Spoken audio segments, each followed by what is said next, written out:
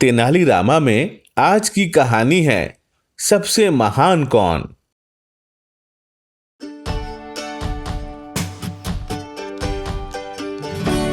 एक दिन राजा कृष्णदेव राय तेनाली के साथ नगर के दौरे पर निकले। उन्होंने तेनाली से पूछा, तेनाली रमन, सबसे महान आदमी कौन है? तेनाली बोले, बेशक महाराज, आप ही हैं।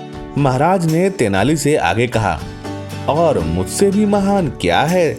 तेनाली ने कहा, केवल विजयनगर ही आपसे अधिक महान हो सकता है।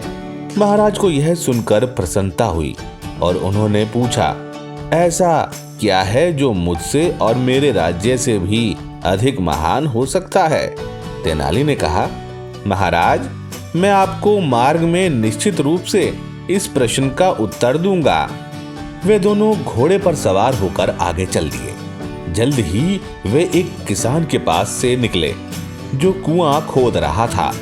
उसने महाराज और तेनाली को नहीं देखा, इसलिए पूरी लगन के साथ अपने काम में व्यस्त रहा। तेनाली ने कहा, महाराज, यह किसान आपसे और आपके राज्य से भी महान है। महाराज ने कहा, तेनाली रमन, तुमने ऐसा क्यों कहा? तेनाली ने कहा, महाराज, वह बहुत गरीब है, पर फिर भी केवल अपने लिए नहीं, पूरे गांव की सुविधा को ध्यान में रखते हुए अकेले ही कुआं खोद रहा है ताकि सबको पानी मिल सके।